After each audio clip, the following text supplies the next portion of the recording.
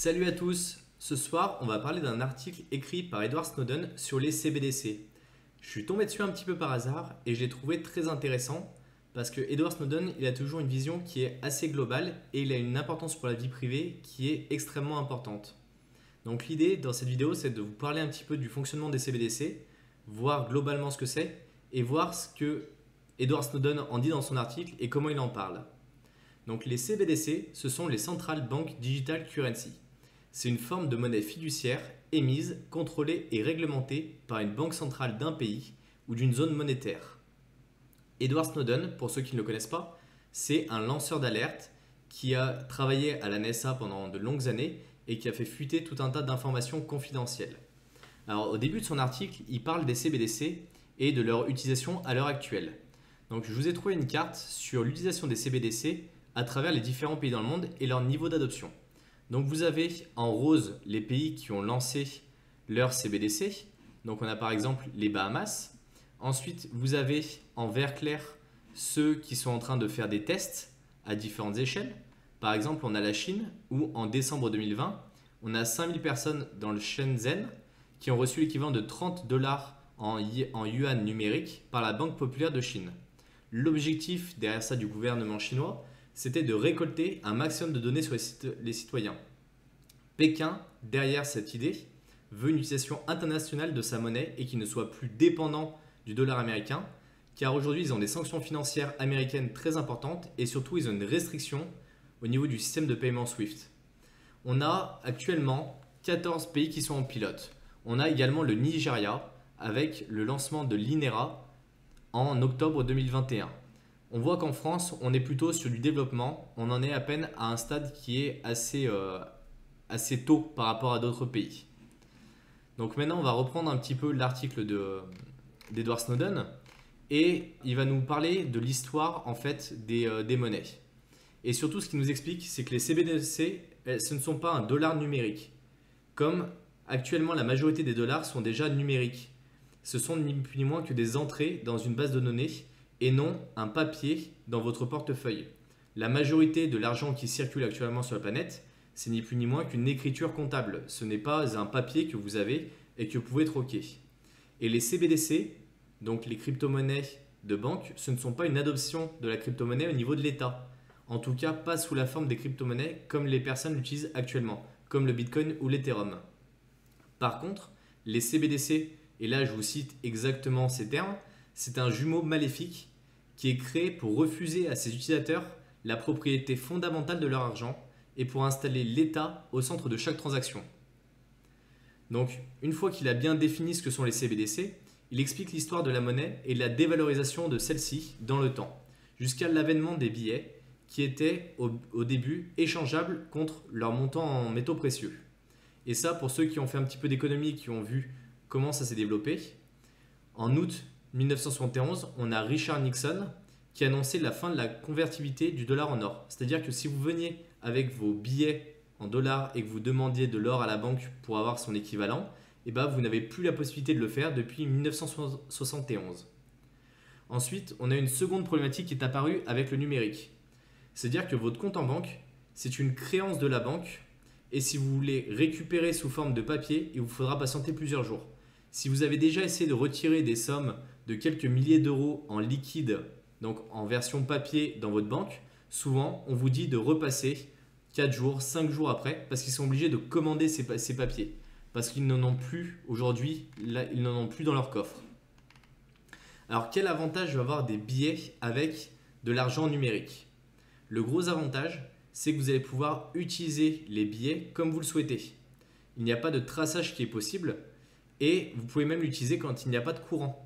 Si jamais il y a des pannes de courant, vous ne pouvez pas payer par carte bleue parce que tous les terminaux de paiement fonctionnent avec l'électricité. Et à ce moment-là, on voit les partisans en fait, des CBDC qui arrivent et qui expliquent que les CBDC vont rendre les transactions quotidiennes plus sûres.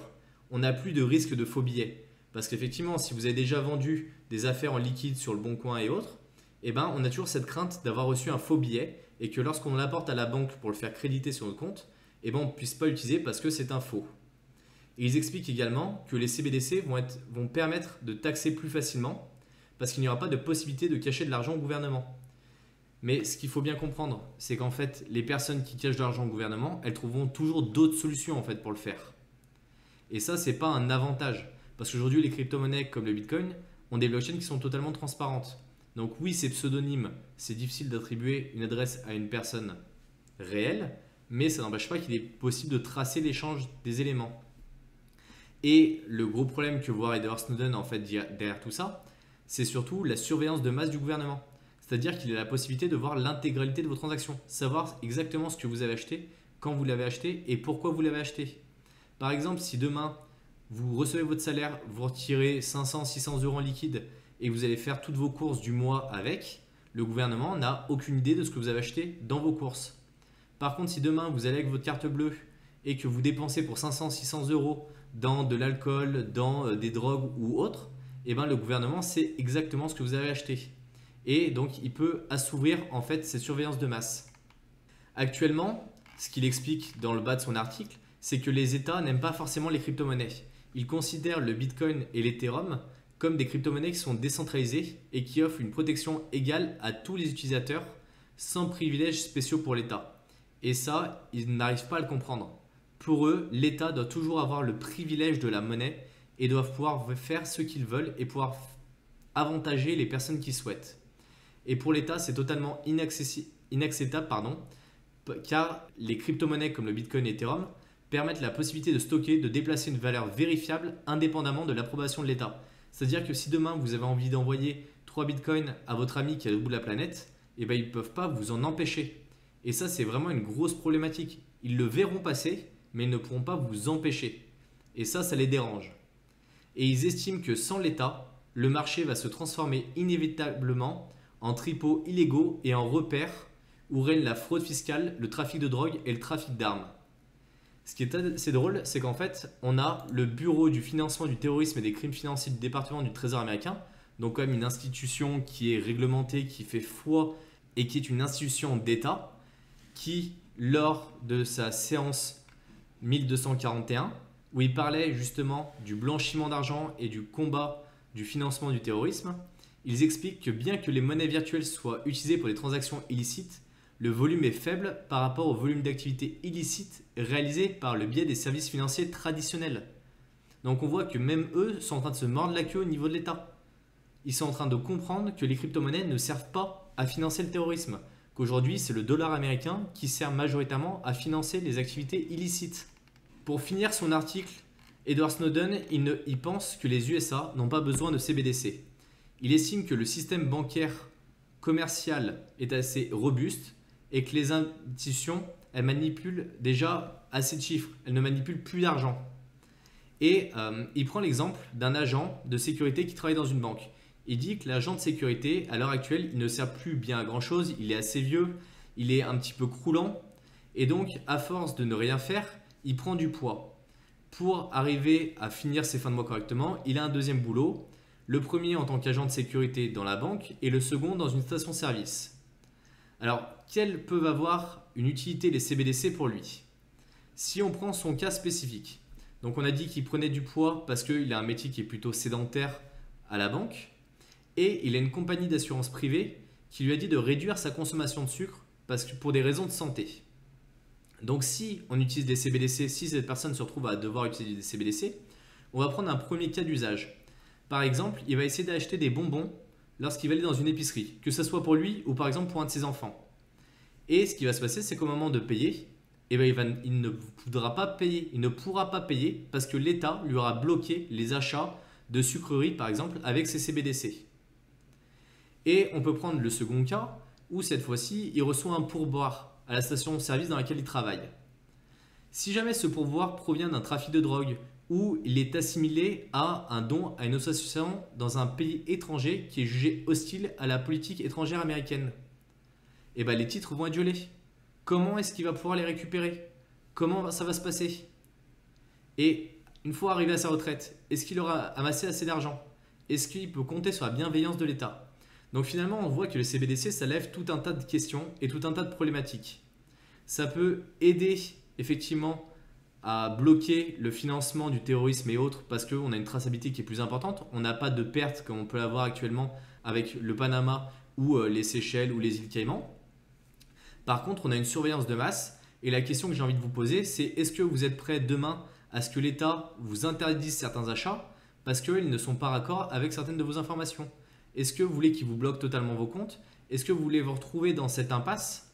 Et est-ce que vous voulez finalement que ce soit l'État qui continue de diriger le monde des crypto-monnaies?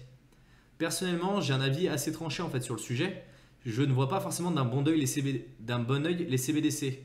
Oui, je suis pour les stablecoins qui sont adossés effectivement à des monnaies fiat, mais comme le dit Edward Snowden, aujourd'hui nos institutions bancaires elles sont assez solides pour déjà générer des chiffres et se débrouiller toutes seules.